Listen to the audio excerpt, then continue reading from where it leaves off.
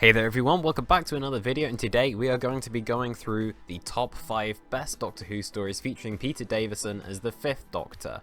Now, Peter Davison is an interesting Doctor. No one really talks about his era that much, which is why with these videos I really wanted to bring some awareness to some of his better stories out there, and inevitably, in a part 2, some of his worst ones. But we'll get to that at a later stage. Today we're going to be talking about his best stories, and before I go through my top 5, I thought I would give a few honourable mentions, them being Planet of Fire, Snake Dance, and of course, the 5 Doctors, which just missed out on this list. This is all my own opinion, of course, so you don't have to agree with it, and also spoilers ahead. And without further ado, let's begin the video.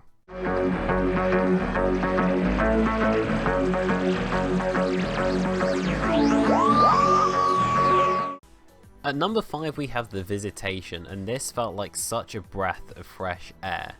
For the most part, in the late 70s and 80s, we didn't really get many pseudo-historical stories, which is a shame, because they are my favourite type of Doctor Who story, and you can see how much attention to detail on the time period is brought into it.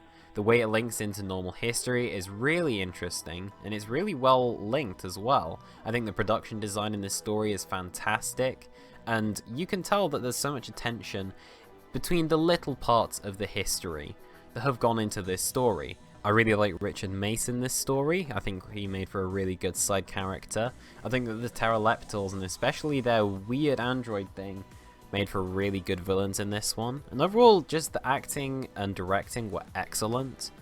There are a couple of smaller parts of the plot that I can pick at and say that wasn't necessary or I didn't like those bits, but for the most part the story flowed quite well. It was really interesting, and yeah, like I said, I like the way it links into history and into its characters. I feel like all the companions are given something to do, and I also like that they have the destruction of the Doctor's sonic screwdriver in this, which is a very important moment for 80s Doctor Who. And it was actually the last appearance of the sonic screwdriver in the classic series, so obviously it's got some significance there. But yeah, overall this is a really solid adventure. I think that it treats its characters very well. I think it has a phenomenal script and phenomenal production value, and it's really creepy, and it has a lot of attention to real history. A really interesting and exciting story.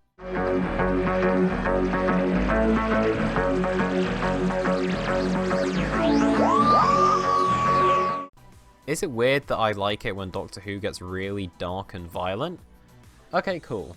Resurrection of the Daleks was the first of the 80s Dalek trilogy, if you will, and I think it's a really solid entry to it. I think that this story is able to feel really grimy and down to earth by the fact it's set in London, which I think is something that a Dalek story hasn't properly felt in terms of threat level since Dalek Invasion of Earth. I think that the Davros versus Daleks thing is done so much better than it was in Destiny of the Daleks, and while we're on the subject of which, we have a new Davros mask and a new Davros actor, because thank God Terry Malloy is a brilliant Davros. I really love his voice. In particular, in this one. I also really like the scenes he has with Peter Davison in this one. This one's very Doctor-centric and really pushes Peter Davison more to his limits than we had seen before.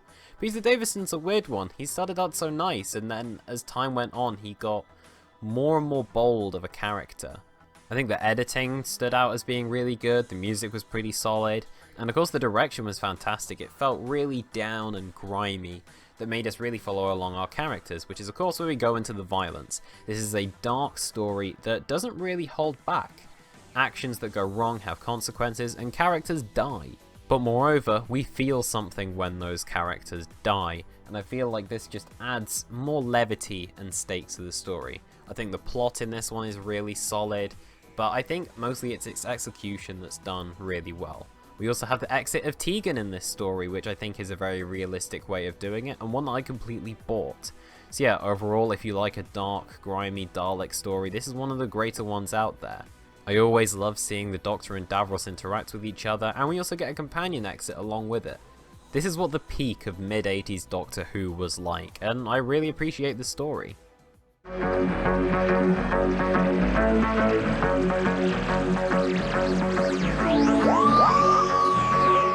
Morgan Undead is one of the most underrated Doctor Who stories out there, because this episode is honestly awesome. I really like the way that it plays around with time travel and regeneration, and to be honest, the way that they deal with all of these paradoxes is really interesting. This is the first episode that sees us meet Turlo, and I think that Turlo's motivations and the way he joins the TARDIS team is very unique from what usually happens. This also sees the big reappearance of the Black Guardian, who is just an awesome character. And then of course we get the Brigadier back again. Now admittedly, I am disappointed that this wasn't Ian Chesterton, as I understand that this was originally meant to be Ian, but given all things, I think it is actually really cool that we get to see the Brigadier again, and he does make for a great presence with some of the makeup showing young and old versions of him being pretty solid. The plot is really unique, it's really engaging, and I feel like every character is given something unique to do. The production design is really solid, the makeup on the aliens is amazing, the music is some of the best music from Doctor Who. Okay, right, listen to this.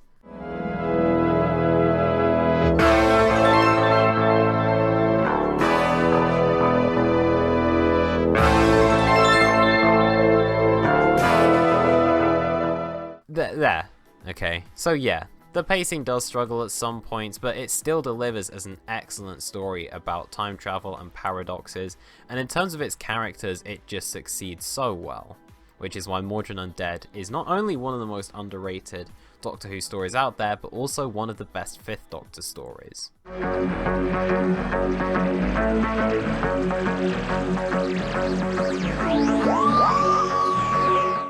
At number 2 we have Earthshock, and Earthshock is a really significant episode for the 5th Doctor era because this is one of few episodes in all of classic Doctor Who that features the death of a companion in Adric. Now, Adric is not the most popular companion with, to be honest, pretty good reason, but the way that they try and give Adric one last hurrah works surprisingly well. We see things that we don't usually see, like the Doctor admitting that he's done something wrong, saying sorry to a companion, and consoling them. And I think things like this really sold his death a bit better. The Cybermen, of course, are back in this, and they are so intimidating of a presence here. Now, admittedly, they lost a lot of the body horror elements they have here, but they're still a tyrannical force that's capable of doing a lot of dangerous stuff here. I really like the redesigns and the new voices, and whilst yes, they do take away the slightly human element, I still found them to be a really good threat. All of the side characters in this story are also really good, with all of their clashes and conflicts coming out in some really good acting and some really good dialogue. But as well as this, it adds some real stakes and consequences to the story. The pacing is brilliant, and the music and editing and direction are all really solid as well. I like the twist it has of this being the thing that causes the extermination of the dinosaurs, and I also really like how the Doctor is pushed to his limits. You're right, the Doctor can't win every single scenario, and it was important for us to see this. Whether it was him getting into conflict with his companions and him later reconciling that, I think was a really nice touch, but as well as that, so many iconic moments come from this. Whether it's Adric's death, whether it's the phenomenal reveal of the Cybermen at the end of part 1, whether it's them then looking into who the Doctor is, and of course what the 5th Doctor actually does to the Cybermen in the TARDIS at the very end. This is really interesting stuff here, and I'm glad to see that the 5th Doctor was written so well in this story. I'm glad that it's had some proper stakes here. I really like all the pacing and all of the production design going on here, and all around this is just a brilliant story that never ceases to excite me. It brought back the Cybermen, and it brought them back in a big way.